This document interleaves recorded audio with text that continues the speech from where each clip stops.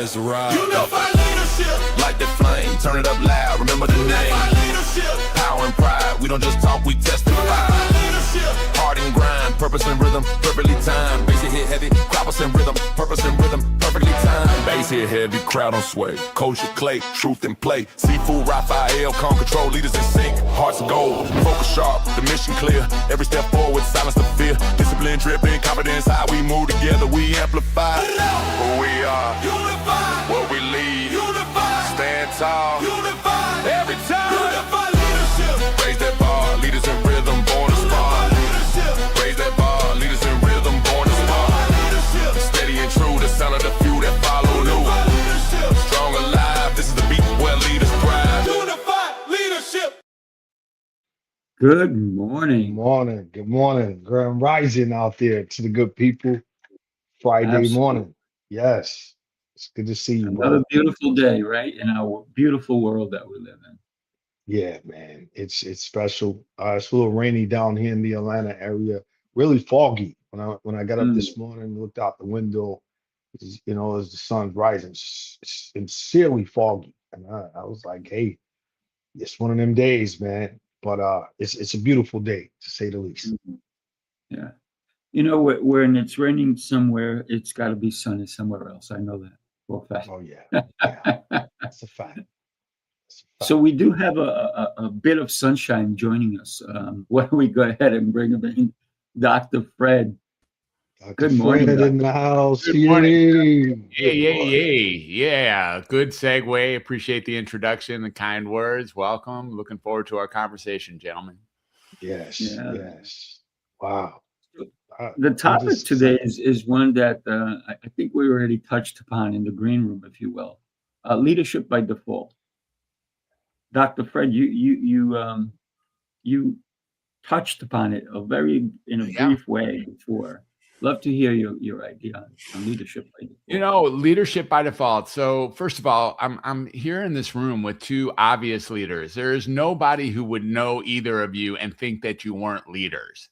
But if we talk about it, and it was somehow in this introduction, if we actually take a look at it, you're not leaders because you want to be leaders 24/7, 365. That's not how you're a leader. You earn the right to be called a leader by some people. So, somewhere along the line, you declared yourself a leader, or you walked into leadership, or some people started calling you leaders, and then everybody else agreed that you're a leader. And now you bear the burden of being a leader in some ways. It's a gift. It's a curse. It's an identity. It's a default. It's all of those things all together. And if we really look at leadership by default, I am now a leader by default. I've been a leader by default for at least 37 years, because once I earn those two letters after my name, once I earn that MD, I get to walking around in the world, and people all of a sudden care about what I say, what I do. They're watching me. They're watching how I tolerate things. They're watching how I speak with people. How do I respect myself? How do I respect others, right? That's how this goes.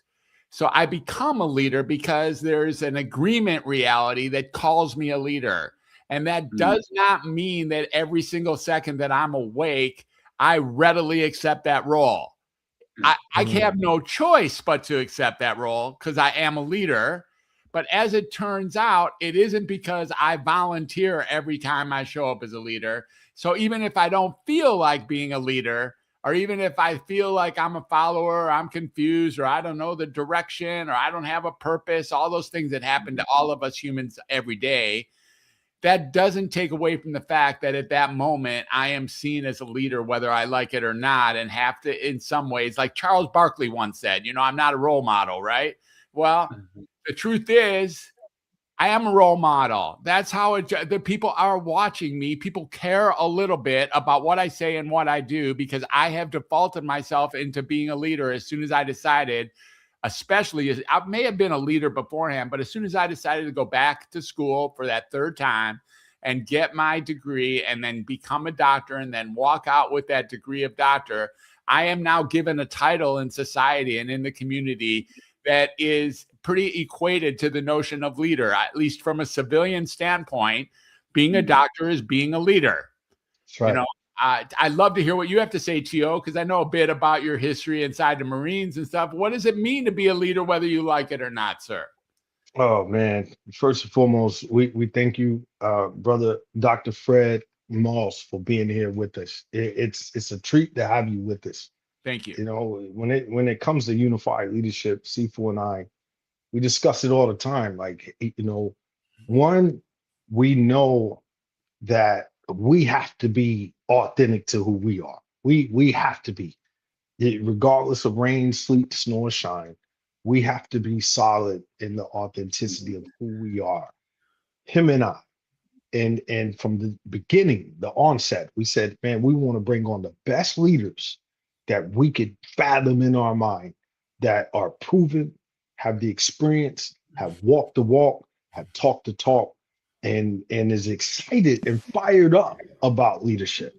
And that's you, Dr. Fred. You know, we got some great people already tapping in with us right now. We got Stacy out there. We got my good brother, Dr. Robert Lytle. These are leadership junkies, as we always say, Dr. Fred. Like, we embody the whole totality of leadership. And again, just listening to you, hearing you say MD, I mean, come on, we're putting our life in your hands, just like us as Marines. Like, we have each other's lives in our hands, Dr. Fred. And we don't have time to play around. We don't have time to half step. We're taking a full inch 30 towards being our brother and sister's keeper. That's the same with you. I also wrote down, you said an agreement reality. Oh man. There's certain things, Dr. Fred, that we call rebar. As you know, any foundation, concrete without rebar could be a bad thing. It's sinking sand, basically. So that right there is rebar. And for those out there that's tied in with us this morning, please understand what Dr. Fred just said. An agreement reality. That has to start in self. I know within every single day, just now, right now, I have a plate, gentlemen, of eggs and some turkey sausage, right? My 12-year-old made this for me this morning. He's on his way to school. Very cool. And I have an agreement reality that I'm his dad, rain, sleet, snow, and shine. I have to lead him. I want to lead him. I have to be vulnerable enough to look at my 12-year-old son and say, hey, son, I don't know everything, but I know a little bit. And everything that I know, I'm going to pour it into you. So leadership by default, it's unfortunate, it's sad. Some people are not living within that agreement reality of the default of the leadership position in which you're in. So Sifu, what's your thoughts, brother? How you feeling this morning, man? Thank you, T.O. Oh my God. I got to tell you, listening to you both brings so much emotion for me, if you will. And one of the things that I've heard a lot of people say is that no one is born as a leader. But I have to kind of say yes and no, because I've seen youngsters lead other youngsters. I've seen brothers, little brothers, who are maybe 2 years old, helping out their younger ones. I've seen 5-year-olds go over and help a kid who's fallen. I've seen kids who are showing other kids how to do something, and no one told them how. It was innate in them, and they knew they had to help somebody. And to me, some of us are born leaders, whether we know it or not. And you're right, Dr. Fred, it is a responsibility. For example, yes, as a martial arts instructor, my responsibility doesn't lie in the moment, it lies in the future. And what I mean by that is that I never, ever, ever, ever teach someone how to defend themselves inappropriately. And what I mean by that is I don't teach crap, pardon French. Sometimes I speak French. So therefore, if I teach a move to a person, I know that they will be able to use it and be confident that they can defend themselves. I don't teach fluff. I don't teach anything that would ever get anybody hurt. And the reason is for that is because I call it my lab. When I teach somebody, I say, welcome to the lab. You are now here. We're going to experiment, because you don't know what it feels like to have somebody who's 100 pounds heavier than you attack you. So that's going to happen today. So all these different things, when we think about a leader, is someone, I believe, also who maybe doesn't know something till they learn it. And when they take on the responsibility of teaching it to someone else, to me, that's a leader. When somebody takes care of someone else, that's a leader. And a lot of people have been pushed into a leadership position because maybe someone thought they were capable. Meanwhile, they never wanted the job. And sometimes, if they're smart, they refuse the job because they know that if they lead somebody, they're going to hurt them along the way.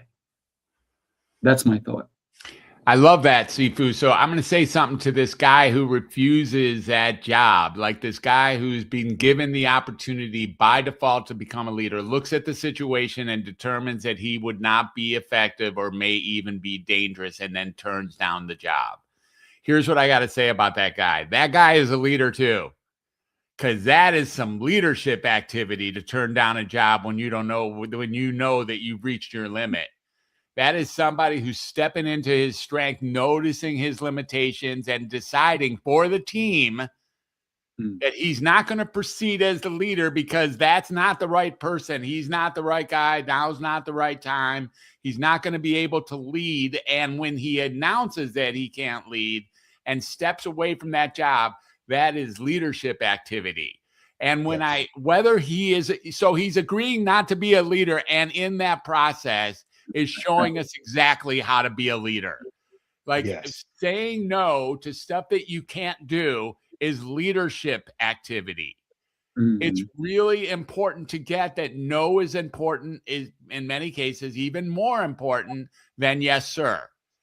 You know, we start looking at it like the difference, if you dare, between leadership and whatever non-leadership is. And, you know, I often hear people say that leadership is responsibility for others. As it turns out, leadership happens when I take care of my life. Like I'm being, even if I'm a really good follower, I can be a leader being a follower. I can be a leader of followers looking for followers, for instance.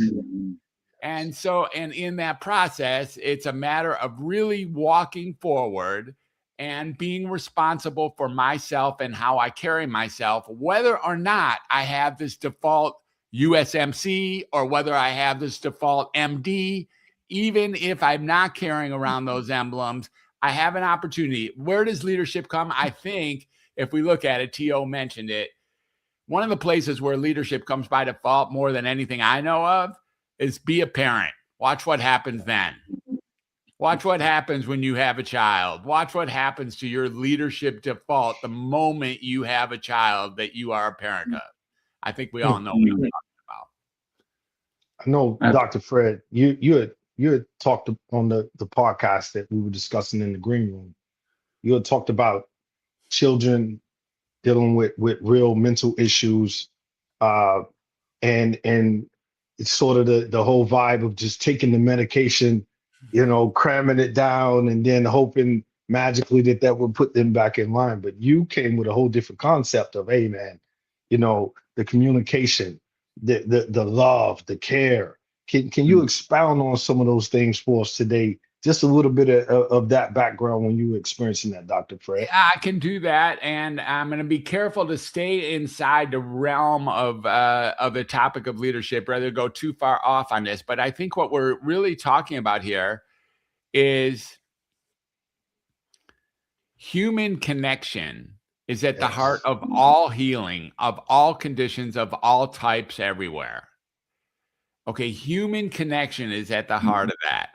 And you men know just as much as anybody, when you hit that connection, when you ring that bell of actually connecting, of actually resonating on harmonic frequency, being at the same human condition frequency as another folk, that's when healing takes place. That's when the explosion takes place. That's when the pin gets pulled out of that grenade. That's when it happens.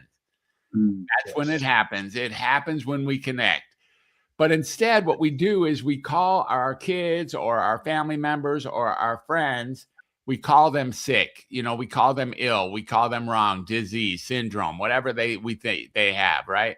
And we tell them to go into the system and confirm that they're sick. So people walk into a medical system not to find out if they're sick, at least not in psychiatry. I've been a psychiatrist for 37 years and in the mental health field for 46 years. So I call myself a recovering psychiatrist.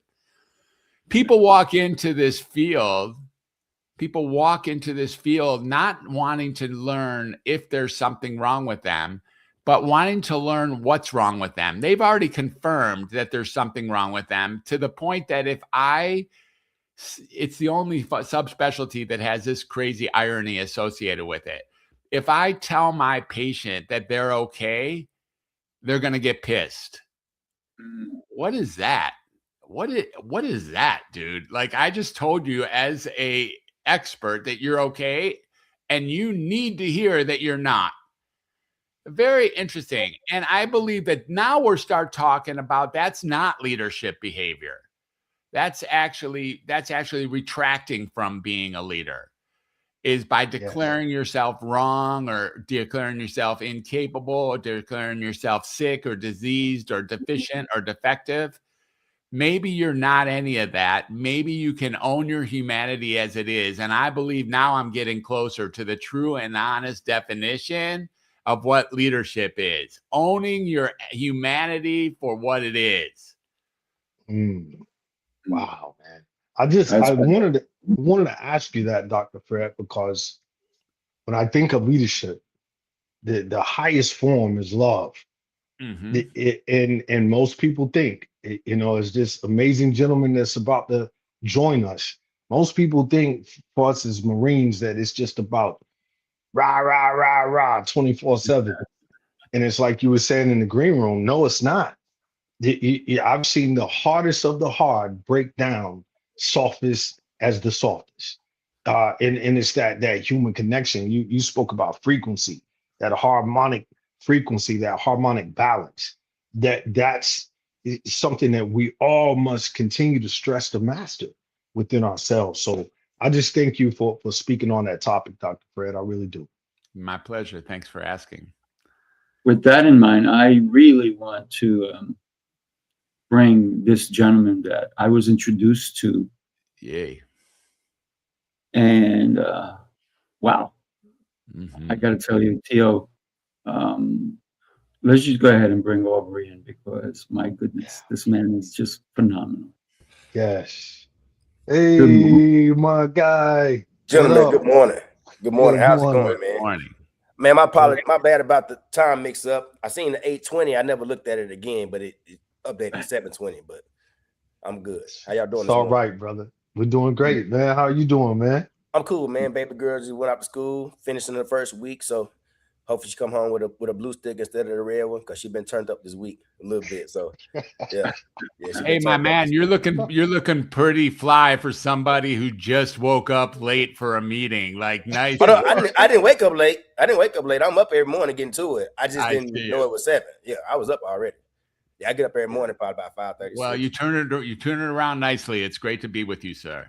Likewise, man. Likewise. Pleasure to meet you. Thank you, man.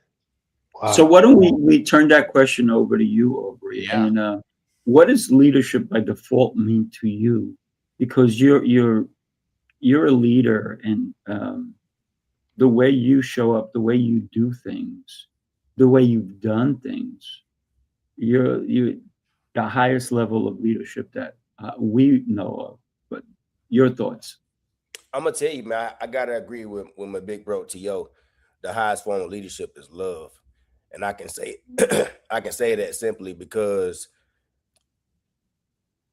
even in the Marine Corps, when they teach you leadership, they teach you how to lead yourself. But the things that you do for your Marines, the things that you do for those people that's to the left, right, front, and back of you, that all comes from a place of how much I genuinely love and care about these people that I'm with. And when you put it on the line for them, it's like, I really am my brother's keeper, not because it's one of those cliche sayings that's really cool, but I really do love these guys. And when you start thinking about love, think about your kids. Your kids don't really have the capacity to care about what dad has going on, how he's feeling, and none of that stuff. But kids know you love them because you give them stuff. So leadership is giving. Leadership is love. And they know you love them because you give them stuff and you give them the best version of you. And it's turning a pyramid on its head to where there's not as many leaders as there is subordinates and workers. But you turn it on its head because a leader becomes a servant. And you're not serving the guys and putting yourself in a position to say, I'm here for you. What do you need to win? What do you need to be successful? You're not leading. So leadership is love, giving, and service. Love all three. That's it, bro.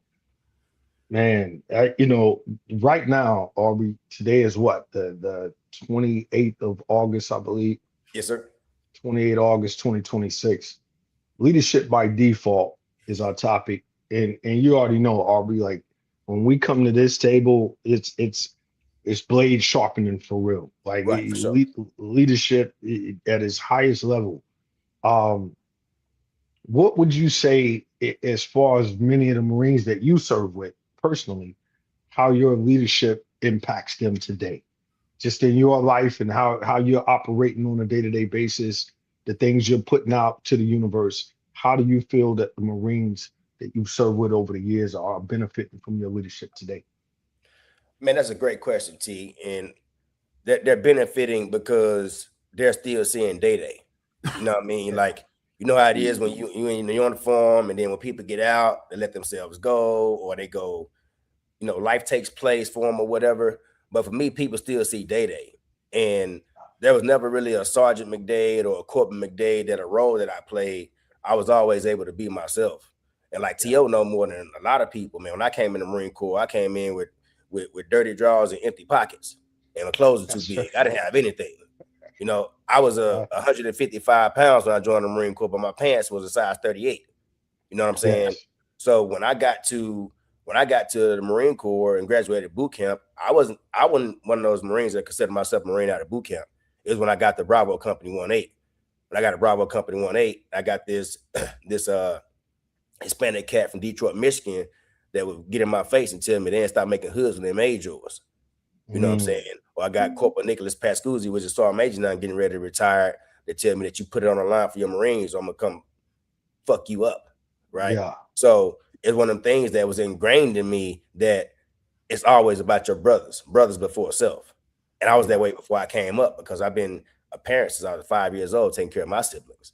So when I understood this, man, this is easy. I just make sure that the guys that I'm fighting with have the ability to really go out here and be able to knuckle up to what I need them to, because I know that I'm good.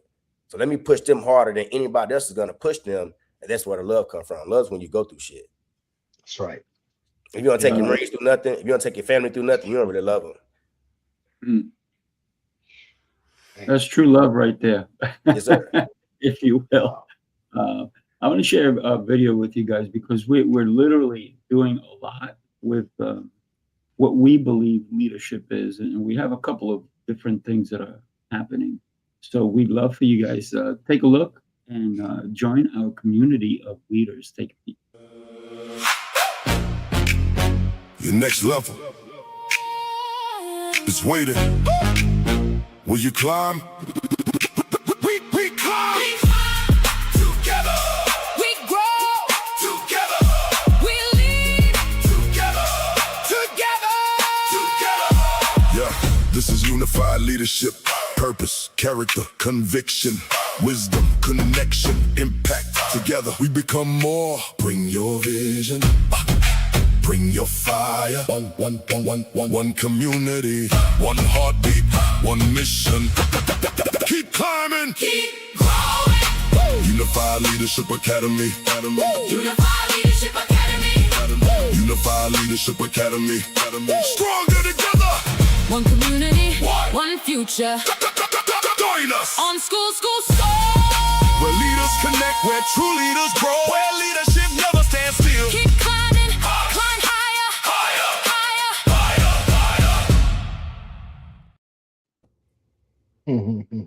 Higher. Let's go. Video. Can I say something on the back end of that? I've seen that a couple times. I have to say something that just hit me here that I think all three of you might relate to.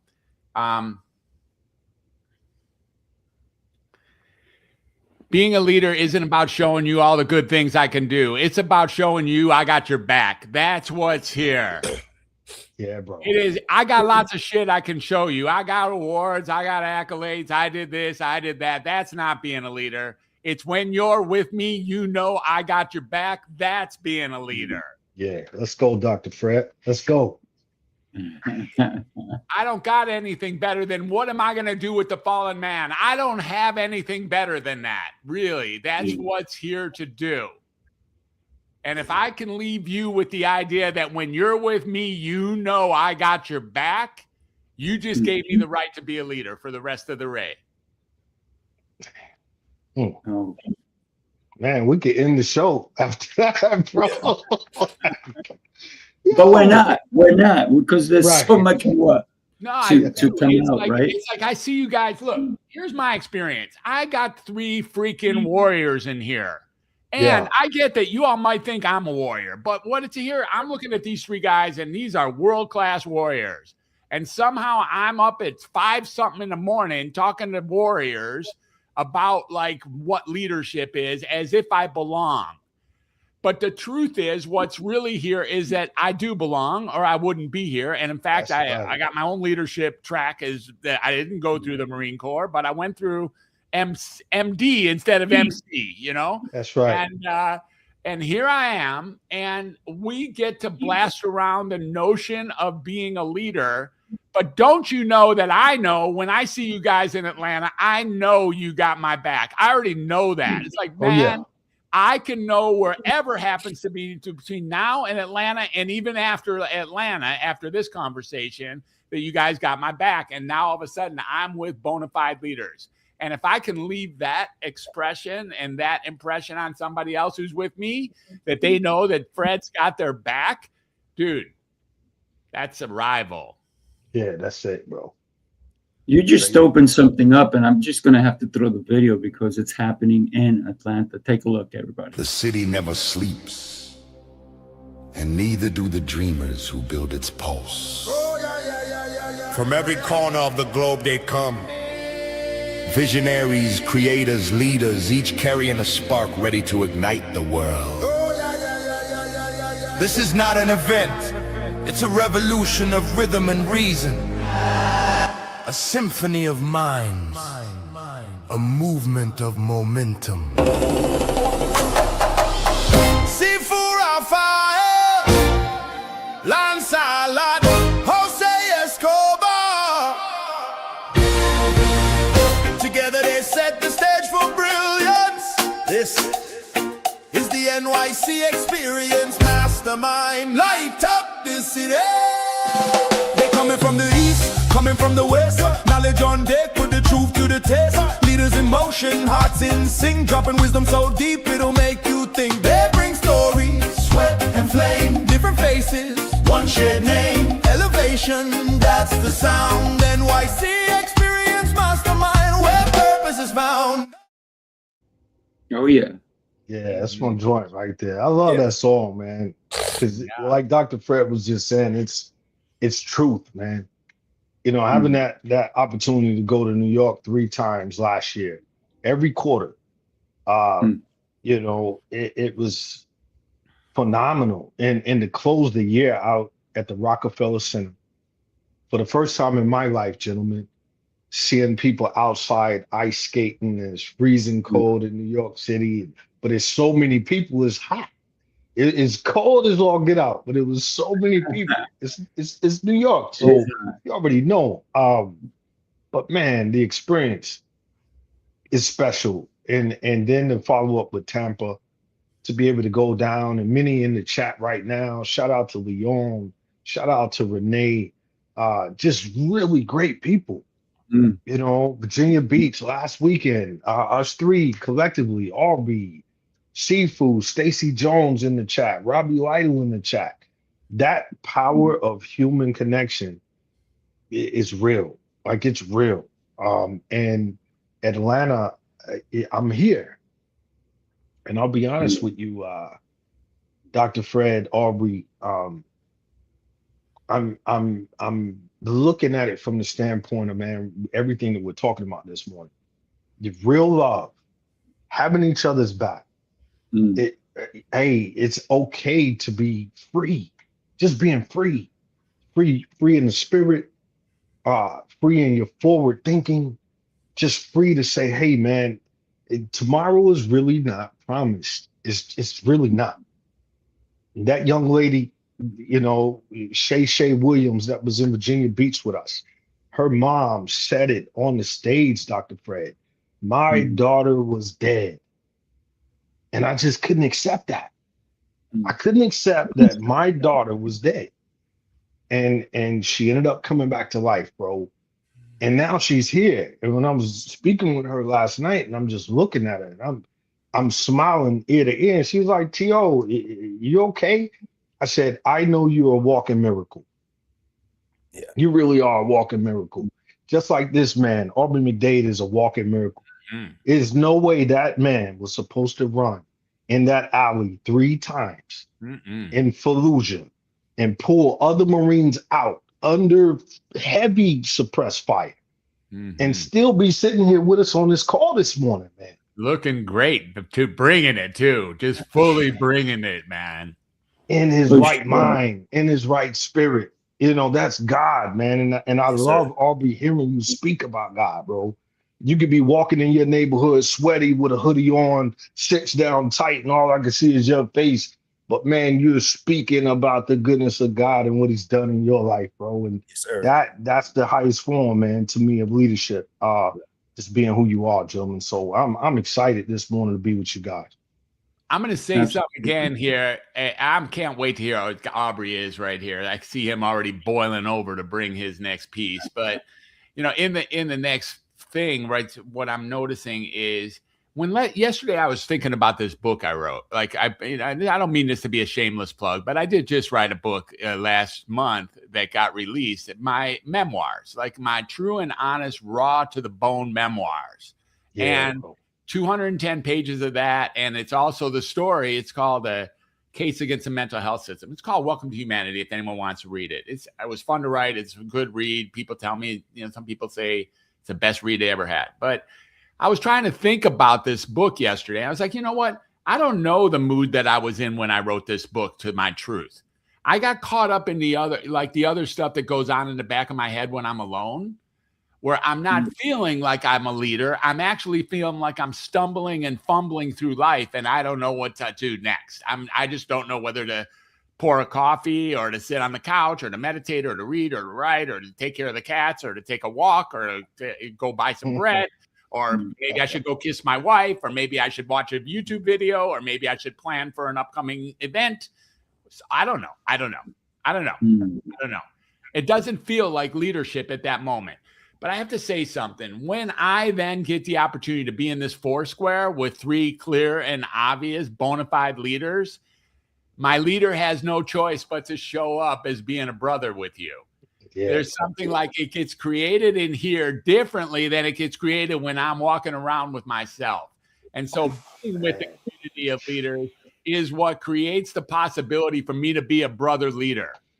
Am I my brother's keeper? Dude, I love that you took that one aside. I love that. I love Genesis. I love that story. If you really know a little bit about Cain and Abel, it's at a freaking great point in the whole Bible.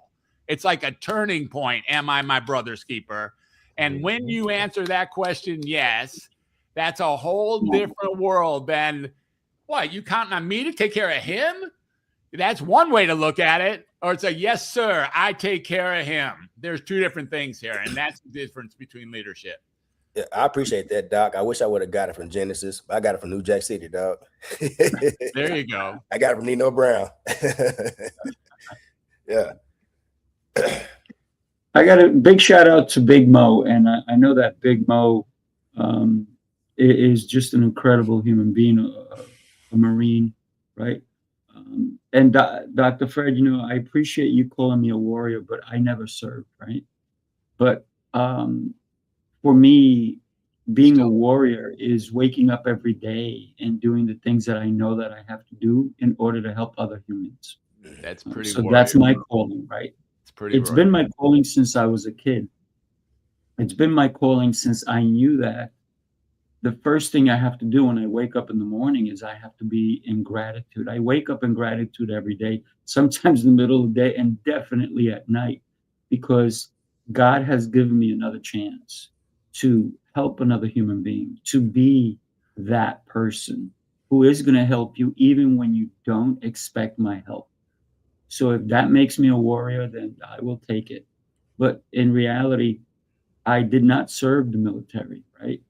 My brother, Marine as well, he's in the reserves now, right? So he's still serving our country. But at 14 years old, he wakes me up and makes me run with him for 12 miles when he came back from boot camp. Yeah. And that stayed with me forever. Because on the 8th day, I was waking him up. And he didn't want to wake up. He's like, I got to go back, man. I want to rest for a little bit. I'm like, nope, you started this mess. We're going to continue it. And so the way we lead each other, the way we push someone, and sometimes we call it tough love. I call it full love, full on love. I love you, and I'm doing things to help you get better. I'm doing things to help you protect yourself and to let you know that you're worth more than you ever imagined, because you're beautifully made. So if I'm a leader, if I'm a warrior, that's what I stand by. Yeah, man. That's dope. I love it. Make two doubts about it. You are a warrior, Sifu Rafael. There's no one who knows you would ever think anything else. Indeed. Appreciate that. For me, man, I think my leadership was validated when I had a Marine ask me for my belief. And I was telling them that he could do something that he didn't believe that he could do. And he was like, Sergeant McDade, you really think I can do that? I'm like, WTF? Like, in my mind, like, why is he asking me that? But I thought about it, I was like, he need me to give him this. He need me to fill the rest of his empty battery so he can go out here and do what it is that I know he can do. So that leader is calling out of people, not calling them out and giving them the ability to do something they otherwise wouldn't do on their own. If you can't do that, you can't lead. You just be in position holding leadership, but you're not actually leading your people. You got to make them better. It's like souping up the engine. It's like adding knives to the tank. It's letting the Marine know, hey, you did 20, but you can do 25. Let me show you how. That's right. That's right. And where's that connection within us that wants others to go beyond in their mind, their own limitation? We were both drill instructors, Aubrey. Right. We clocked in the average of 140 hours a week. If for all our brothers that's out there, Louis Alicio's in the chat right now. He trained me. He was my boss, Louis. And I watched his connection and how he led. But 140 hours a week. It averaged 140 hours a week. So we had to find something within us such deeply tethered to who we are, the fabric of us as the man, the fabric of us as a Marine, the fabric as a child coming up in whatever condition or situation you've been in. We still had to figure out, how do we make these young men Marines? If you drive on the we call the island down there, Parris Island, South Carolina, it's a big, huge block letter sign that says, we make Marines. And you see that, Sifu, Dr. Fred, and you're just like, wow, that's a tall task. Like Dr. Fred said earlier, it is a tall task to be amongst the finest, the elite individuals that the United States Marine Corps says you are responsible to make others. And that when I think of how many times, like you just said, Aubrey, you see the fruition of someone going beyond what they thought they could achieve. It usually does go back to what Sifu said, whether we call it tough love, whether we call it all in love, it's something in my spirit connected through that harmonic frequency and balance wants you to go beyond what you think you're capable of doing. And when you see that fruition take place, it can be addictive, gentlemen. It Yes. can be addictive. Yes. Yes. It's such a delicate space that you're speaking to, because I can have it that I got something for you. I see you stopped at a place that I think you can keep going, and I'm going to bring you what it takes for get you to get going in that direction. It's more than confidence that is required. I have to, if I'm going to be at your mercy at that point, I need to trust you. I need to trust you. So we're back to this idea of I need to be able to receive that you truly got my back before I'm going to follow any of your orders. Yeah. If you don't have my back and you're telling me that could take the leap, I'm not so sure. But if I already have been confirmed that you got my back, you're here for me, like you're with me, you're caring for me. Now, when you say take that leap, all I can think is, well, he's got my back, so I can do this. It's a different story. Just saying it isn't enough. You got to come from a place of earned trust in order to have that leadership get activated. Wow. That's another reason why I say, Sifu, you are a perfect example of a real warrior. And you're teaching the most impressionable, the babies. The best part is what I call them, because again, when you can infuse in those young ones that simple disciplinary action that you teach, whether that's just having confidence to jab, whether that's having confidence to stop, drop, and roll, whatever it may be, later in life, when they start dealing with those trials, tribulations, those peaks and valleys of their life, they will resort back to those simple, fundamental muscle memory things that you taught them, and that'll help them achieve. It really will, Sifu. To go back what Doctor was saying, how do you earn trust?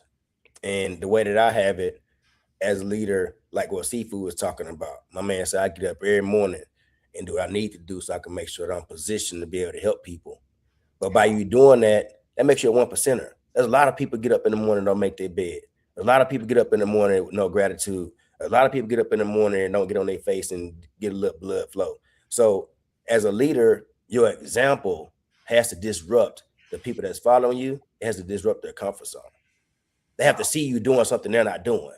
They have to see, nah, man, Sifu coming around. I know this dude done got up. He did gratitude already. He probably done worked out already. His uniform is tight. He going to come over here and ask me something about myself, and I haven't done it yet. Let me make sure I'm on what I need to be on, because this example is above approach. Yeah. It's just by the way you walk, bro.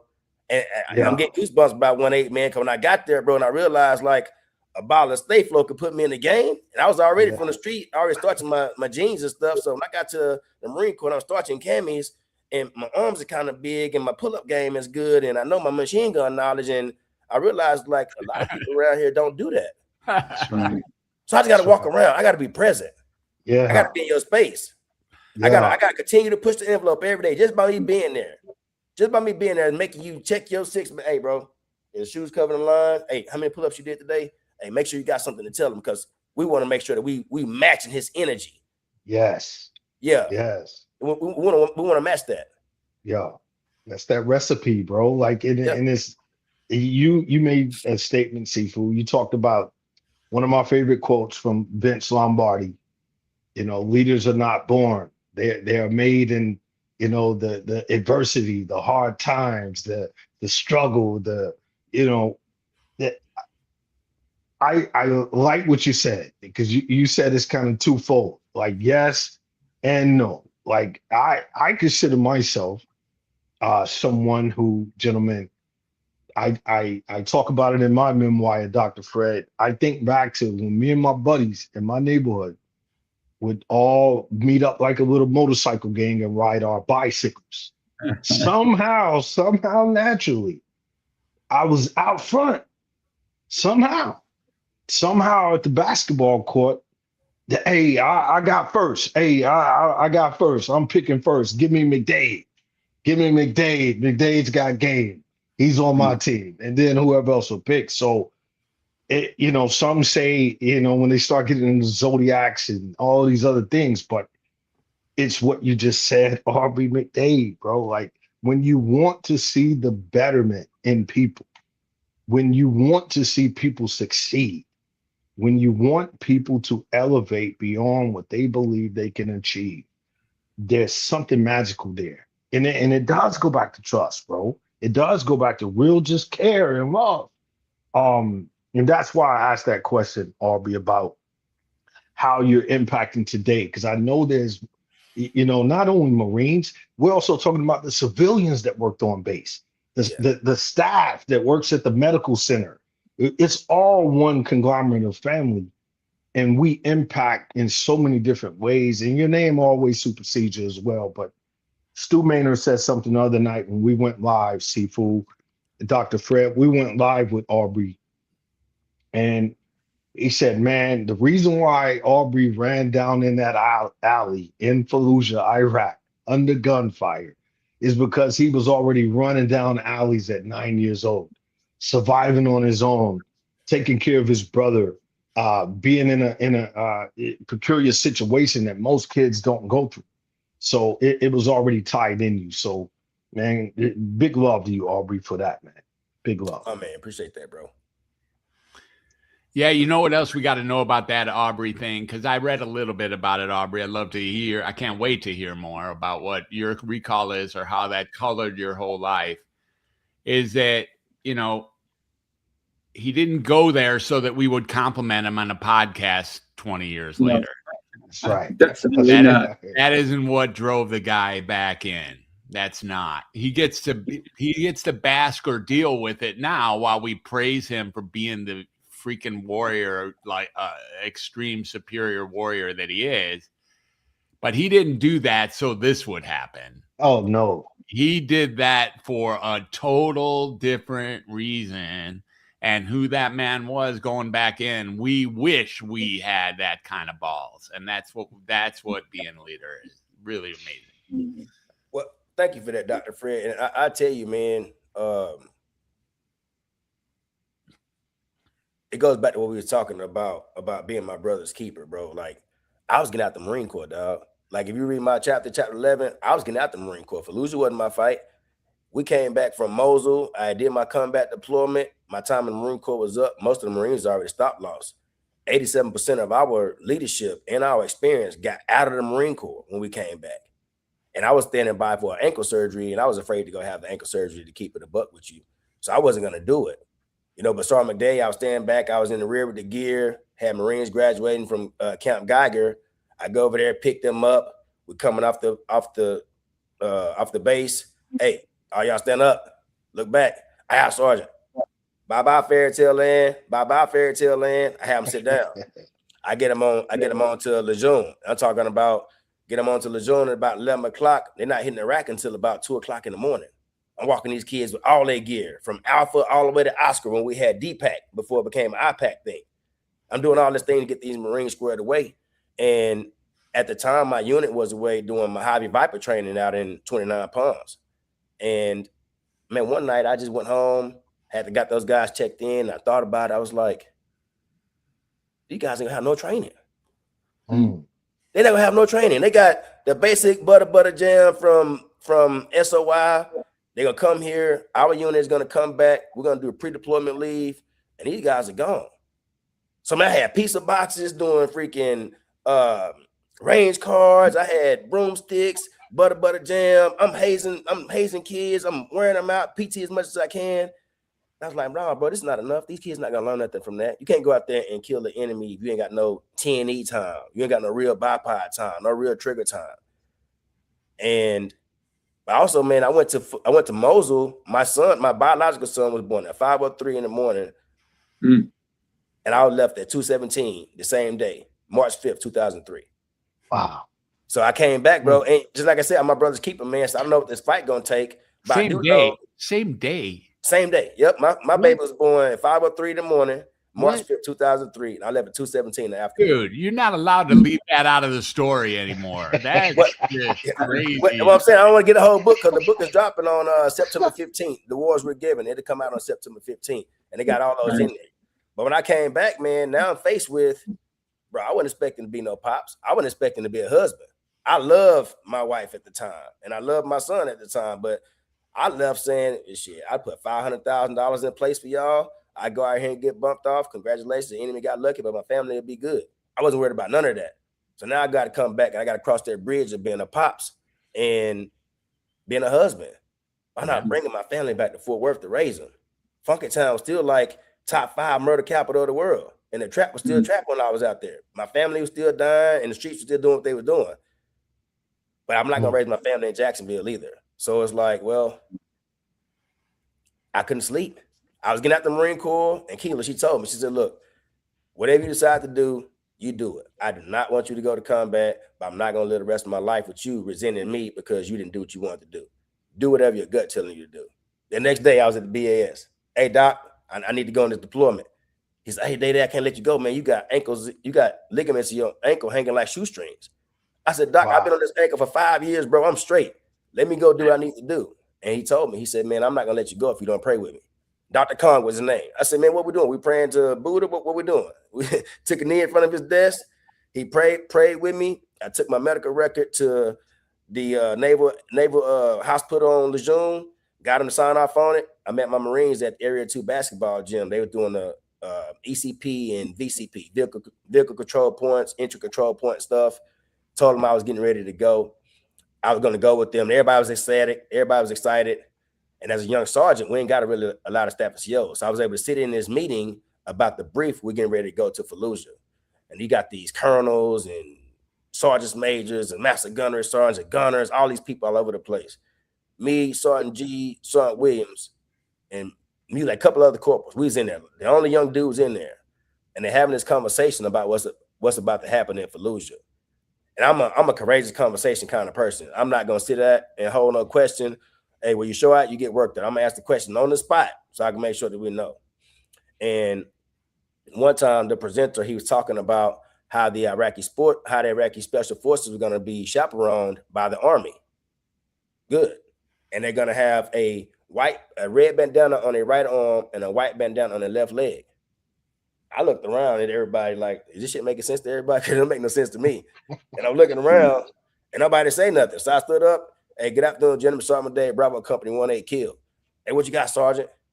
Hey, sir, I'm sure we got some tricolor camis, some glow straps, or something we can do. Can we give these guys something that we know they can't be easily changed in the enemy adopted market? He said, hey, don't wait up for everything, Devil Dog. Go out there and get the job done, right? Yes, sir. I sit down. And he started talking about they're going to be chaperoned by the Army. I stand up again.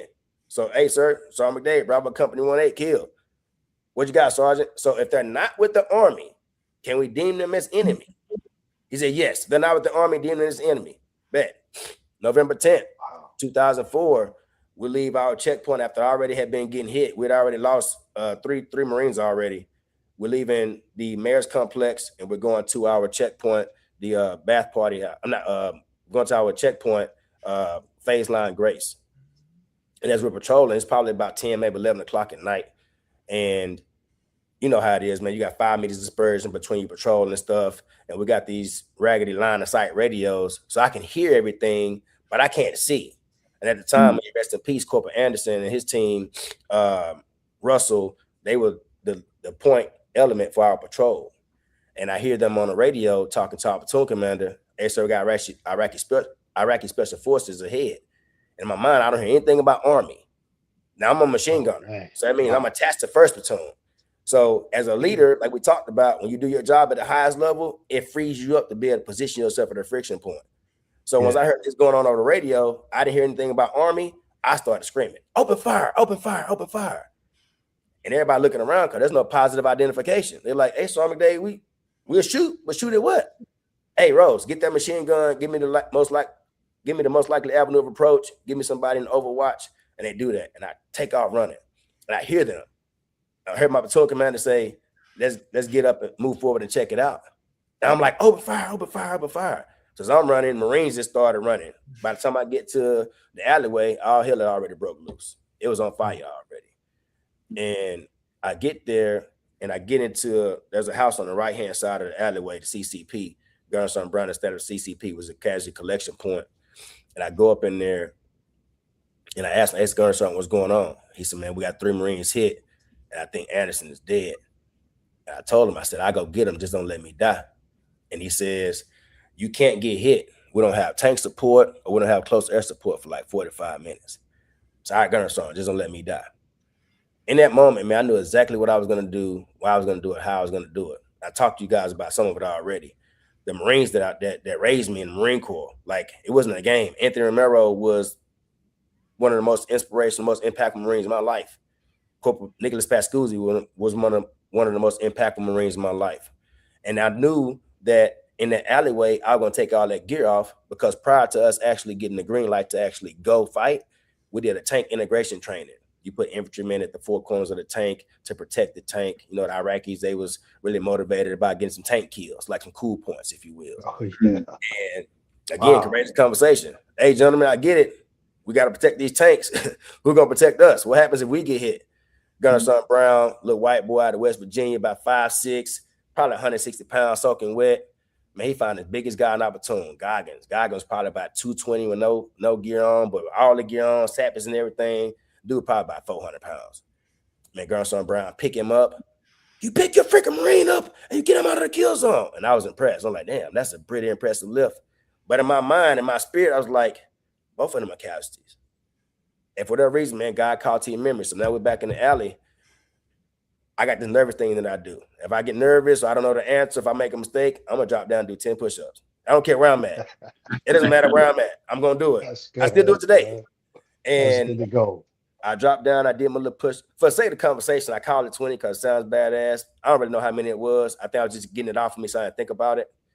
And as I'm getting ready to go, Corpus comes up. Hey, Sergeant McDade, what you want me to do with this gun?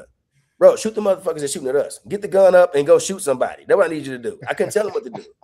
I know the enemy ass. I didn't know what the enemy was, none of that. So inhale, exhale, bro, and I'm out.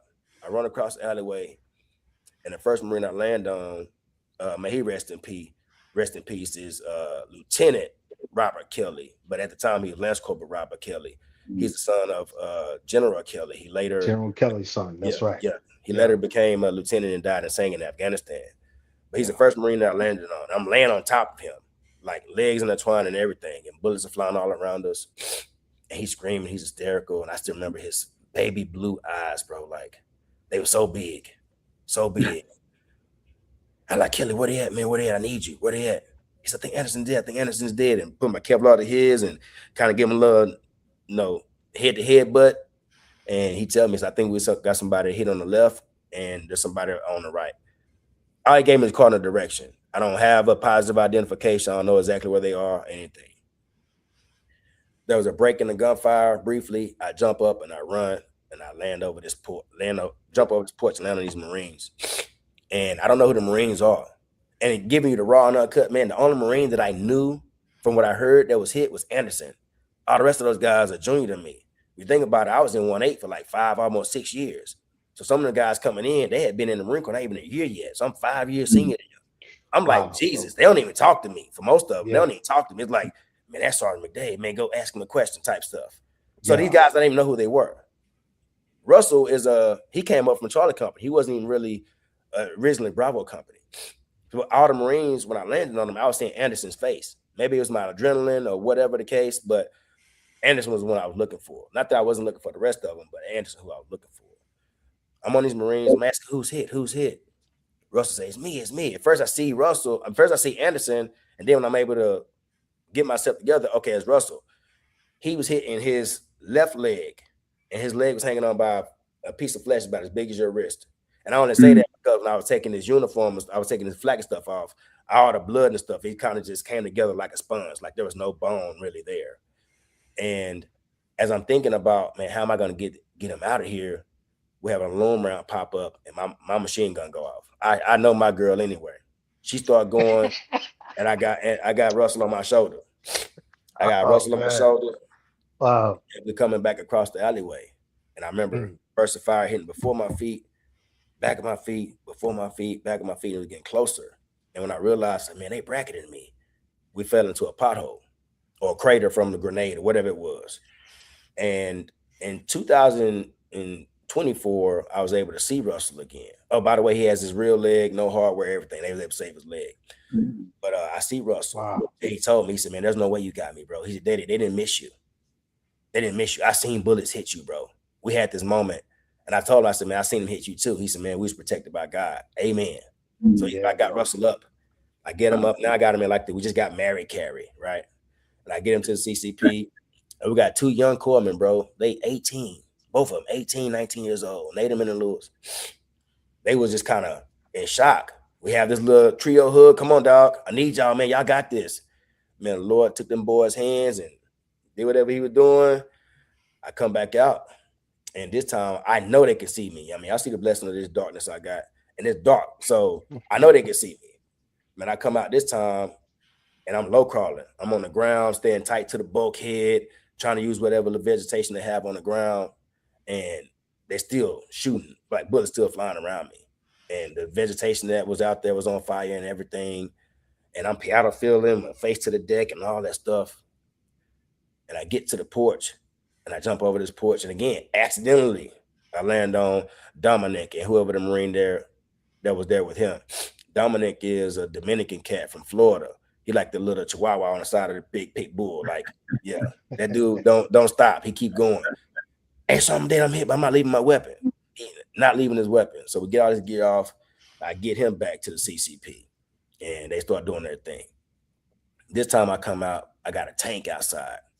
Now, I won't lead you guys to believe that I did that for 45 minutes. I just believe that Marines are Marines, and tanks like, bump that. I'm going to help out. That's what I believe. Yeah. So remember I told you we did tank integration training. They got a phone on the back of the tank. It stretches out about 50 feet. But what I forgot about the phone was there's exhaust where the engine exhaust is on the back of the tank as well. Yeah. But the phone is right there. And if I stretch the phone out, I'm going to get shot by the enemy. So I got to stay close after I done freaking got a 3rd, 4th degree burn already from this thing. So I got to stand between this exhaust coming out of the damn engine and stand by the phone so I can talk to the tank crew. And they're shooting at the tank and everything. And I, like I said, I never really saw the enemy. So I was only able to give them the cardinal direction. And when we're doing the tank integration training, they told us that, you know, the tank crew would give you a countdown. Nah, these dudes didn't give a countdown. So I'm thinking I'm waiting for the countdown. And all I hear was, we got him. Boom. And now the light's going out. First round go off. My vision goes out. My ears are ringing. My body is rattled. I got freaking long ass snot hanging down my nose. And I'm holding on to this thing. I'm not trying to get shot. Boom. Then it goes again. And now I'm on the ground. I'm on the ground. I'm just kind of delirious. Everything is kind of rattled. And you know how vibration do like this. Then when they stop vibrating, it gets one. That's how it was. And I was able to get up. And nobody saw me. I was on the side of the tank and everything. And I was able to get up. And by the grace of God, man, I'm going to tell you, I don't remember Anderson's body. You giving this y'all raw enough? Because I don't remember his body. And everybody told me about it. He got hit by a burst of 50 cal ammunition. And Marines, they let me have a moment. I got all this gear up and stuff by myself. I called a medevac out and stuff by myself. And as the medevac was coming to pick the Marines up, they thought Dominic was still bleeding. Hey, he's still bleeding. So they started doing triage stuff again or whatever. And he was like, no, it's not me. It's not me. So everybody looking around. And if Day, you hit. And they came over and tackled me. Hold on. Looked me up, and I just had like this little shrapnel in my hand right here. I had blood dripping down my hand. But during that time, you couldn't leave the wire. Like all the Marines that got injured, regardless of how severe it was, if they left, they wouldn't let them come back because the theater was too hot. So Gunnery Sergeant Brown told me, say, man, you can't leave or they won't let you come back. So, no, Gunnery Sergeant, I'm good. So we took that out, love, gauze, and kept it moving.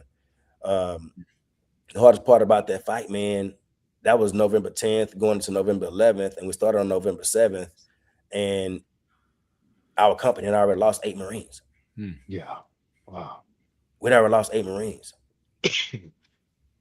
Wow. Yeah. Man, thank you for sharing, because I know that's something that you don't have to do, Aubrey.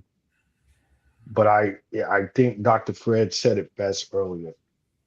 You're safe here, bro. Yeah. You know, and you know that. And every time I hear you speak about it, man, it's like it's an out-of-body experience for me, because I know the caliber of man that you are. And just to hear that gallantry. You know, we read all of these amazing stories of all the years from Vietnam to, you know, so many different fights that's happened, the Frozen Chosen, and you know, the shores of Triple E. But man, we're sitting here with you, bro, and we thank you. And it's like Dr. Fred said, it's like Stu Maynard said, we've all said it. You're more than an award, brother. You know, we know that, you know that. And I know every Marine that was a part of that scenario that you just graciously shared with us, bro. I know you've had the opportunity to meet with some of them that are still here. I know you're still their big brother. And man, for the ones that didn't make it, I know they ride in your spirit forever. Yeah, man. And it means something. So truly thank you, brother. Sifu, you got it, man. What's I want to echo that because the gentleman that you were able to save, their legacy didn't die that day because of you. That's right. Their families continued because of you. Their greatness continued because of you. God put it in your heart that it was your mission and your duty to protect your brother, to save your brother. And that saving was not just for them, it was for their, like I said, their legacy, for everything that will continue with them, for their families. That's right. For showing the bravery without even thinking about that you were being brave. You just knew what you needed to do. And I love the fact that you did push-ups before you ran out there. So, I love hearing you say that piano fill, because we all Marines get trained to piano fill. And for you to say it in that real time is special. On the Marine Corps birthday, bro. I never really thought about that during that time. I was like, what is it about November for us, bro? Yeah. What is it about November for us in the Marine Corps? I will tell you, you know, the devil's overarching goal is to create doubt, right? And challenge your belief. And for 12 years, man, I went focusing on not being able to save Anderson and not being grateful for, if you do the math, man, there was 2 mod deuces, an RPK, and they had RPTs and everything. And a mod deuce 50 caliber machine gun shoots 1,829 bullets a minute. I'll get shot at by 2 of them. And RPK, I believe, is between 12 and 1,300 rounds a minute at the cycling rate. So give or take, if they had unlimited ammo, that was about 10,000 bullets, give or take. And none of them didn't hit me, man. And I was stuck in that for a long time, bro. Wow. So when I'm able to change that perspective and realize, like, now I'm on orders, like we talked about my brothers that can't be here, I got to live a life on purpose and I got to make it count. Yeah. So to be able to impact the Marines that I served with that are still here, living and breathing, I blame it on the guys that are gone. That's how I heard them. Hey, bro, look, what would Anderson say? That's right. What would Wells say? What would Jimenez say? Bro, these dudes wanted to be here. They had families. And you out here being a piece of shit. Like, no, get your shit together, bro. If you need some help, hit me up. That's right. We always locked in. We don't get a chance to go through that, and then we break up, and we're not family no more, bro. We stuck by that bond. White, black, pink, purple, brown. I don't give a damn what you come from, what you believe. That's ours. We're stuck with that. So get right and get left, but we got to make it happen. That's it. Call you a special breed, Aubrey McDade. Dr. Fred, parting words. What's on your heart? Yeah. So thanks for taking us through that ride, Aubrey. You know, I like Sifu. I didn't serve, and is just, you know, I feel like this afternoon or this morning, I've had the opportunity to at least be in your heart as you're describing your experience in real time so vividly and so beautifully. And we all get to see what leadership looks like when we listen to you talking about your truth, like the experience itself as it's occurring. It's brilliant. And, you know, it's overwhelming at the same time. It's like, wow, this is just humanity at its very best going in there to make sure his fallen brother's taken care of. And that's the essence of leadership. And that's the essence of leadership by default. Here's the other thing, you know, anyone here who thinks that Aubrey was calling forth, that's what he was looking for. He was looking for an incident like that. Woke up in the morning, I wonder if I can be that guy today. That isn't how this went down. Aubrey got pushed at this point into a situation where leadership at its very highest level was called for. And as good as leader as he was, he could still be more leader, and he was continually pushing the edge of where is he going to be against what odds. You got 10,000 bullets coming a minute. I don't give a shit. I got things to do. I got to be a leader. You want to do everything you can to bring me and my whole battalion down. I don't give a shit. I got stuff to do. That's right. And then he gets to walk through on the other side, being the man that he just showed us what it takes to be, what it takes from his perspective to be the kind of leader that is the elite leader. You know, leadership by default, having Aubrey McDade Jr. here with us to talk about leadership by default. Couldn't have been a better person to sit with this morning. So thank you so much, all of you. And again, thank you for including me inside of this. You're just three beasts, man. I'm not a beast like you until I look in the corner. I'm like, I guess I am. So thanks for having me be here. Man, Absolutely. if I may leave you guys with this, that story is a story that's just the hook for what God has positioned me to be able to do, to be able to serve. But it's way more. Think about it, man. That's like the first 4 days of a 6-week fight.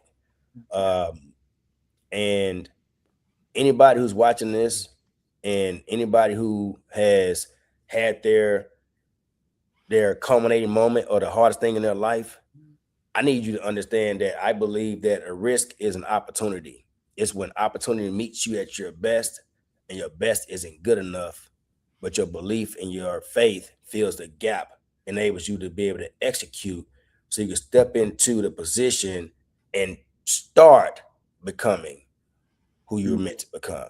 I didn't start becoming who I was meant to become until after that fight. Mm-hmm. After that fight is when it started. It was like, man, what was that about? It's not like a culminating moment is over with. It's like, no, now it starts. And I went through it for 12 years and I'm still going through it. Now I'm at 45 years old. I'm starting to understand that's what I was supposed to get from that. So make sure that you understand whatever it is you're going through, there's something you're supposed to get from it. And the sooner you learn what it is I'm supposed to get from it, the sooner you'll be able to start to maturate in the position that God has you in. Love that, man. Yeah. Outstanding. Wow, what a show. I got to tell you guys, incredible. When I think about what we discussed today, what we learned, what we go through as leaders, not everybody wants to take that responsibility. And that's why I say some people will not accept the leadership role. And you talked about that they are being a leader. Yes, they're being a leader in themselves. Yeah. And that's where we all start. We need to be a leader in our own mind and our own actions in everything we do every single day. I don't think about being a leader at all. I really don't. I just do what I do. And if someone calls me a leader, I'm so happy that I was able to guide them along the way. And I think a leader is someone who truly is a great God. Not God, guide. I meant guide, not God. Because there's only one God. And I thank him every day for the opportunities that even I had this morning to be here with you, gentlemen. And for you to bring the light into what we are talking about today. So Aubrey, not only do I want to thank you for your service, but I want to thank you for being part of what Dr. Fred would say, humanity, right? For being the full person that you are, for continuing to know that showing up is half the battle. The actions you take every day are the true battle. So thank you for that. And Coach T.O, you know how much love I have for you, brother. And Dr. Fred, I know we're going to have an incredible time. Anybody who wants to join us in Atlanta, oh my goodness, are you in for a treat? Yeah. And if you haven't gotten your ticket, that's okay. There's still time. So get your ticket. Join us in Atlanta. Coach T.O. Clay is his secured our spot. It's going to be phenomenal. Yeah. Phenomenal. So if you can make it to Atlanta, don't hesitate, because there's going to be a ton of incredible leaders who will be with us. So thank you, everybody. Yeah. Love y'all out there. Yeah. Have a great weekend. Be safe out there. Yeah. Thank you, man. Thank you all. Good to meet you. You guys, God bless. You guys can hang out for a minute and then we'll Say goodbye to everybody. We'll see you next week, everybody. Unify leadership.